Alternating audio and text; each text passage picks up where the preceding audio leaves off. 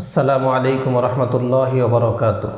সম্মানিত শ্রোতামণ্ডলী, আজকে আমরা জানব সিজারিয়ান মহিলা অর্থাৎ জরুরতের কারণে যে মহিলার বাচ্চা সিজার করে বের করতে হয় এমন মহিলার নেফাসের হুকুম কী। এই প্রশ্নের উত্তর জানতে হলে আমাদেরকে প্রথমেই জানতে হবে নেফাস কাকে বলে। নেফাস বলা হয় যে সকল মহিলা স্বাভাবিকভাবে বাচ্চা জন্মদান করেন এবং বাচ্চা জন্মের পরে বাচ্চা জন্মের রাস্তা দিয়ে যে রক্ত দেখা যায় সেই রক্তটাকে ইসলামী পরিভাষায় নেফাসের রক্ত বলা হয়। নেফাসের রক্ত কতদিন আসে? নেফাসের রক্তের সময়সীমা কী? নেফাসের রক্তের সর্বনিম্ন কোনো সময়সীমা নেই।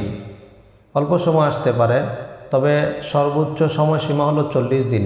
অর্থাৎ একজন মহিলার যদি বাচ্চা পরবর্তী সময়ে বাচ্চা জন্মের রাস্তা দিয়ে রক্ত দেখা যায়, সেটা যদি 40 দিনের ভিতরে বন্ধ হয়ে যায় সেটা নেফাসের রক্ত হিসাবে গণ্য হবে। যদি 40 দিন অতিক্রম করে তাহলে সেটা আর নেফাসের রক্ত হিসাবে গণ্য হবে না, বরং অতিরিক্ত দিনগুলোকে ইসলামী পরিভাষায় ইস্তেহাজা বলা হয়। অর্থাৎ সেটা হলো এক ধরনের রোগ। এই রোগ সারার জন্য ডাক্তারের শরণাপন্ন হতে হবে। এখন আসা যাক, যে মহিলার স্বাভাবিকভাবে জন্ম হয় না, বরং ওজরের কারণে পেট কেটে বাচ্চা বের করতে হয়, এমন মহিলার নেফাসের হুকুম কী।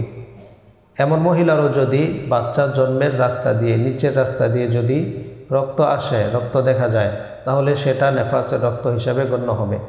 যদি নিচের রাস্তা দিয়ে কোনো রক্ত না আসে, বরং ক্ষতস্থান দিয়ে রক্ত আসে, সেটা নেফাসের রক্ত হিসাবে গণ্য হবে না।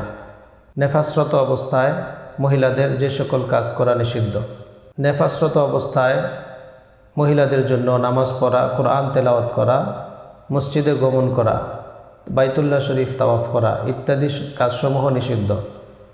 তবে তার জন্য জিকির আজকার করা, তাসবিহ তাহলিল পাঠ করা, দুরুদ ইস্তেগফার পাঠ করা জায়েজ আছে।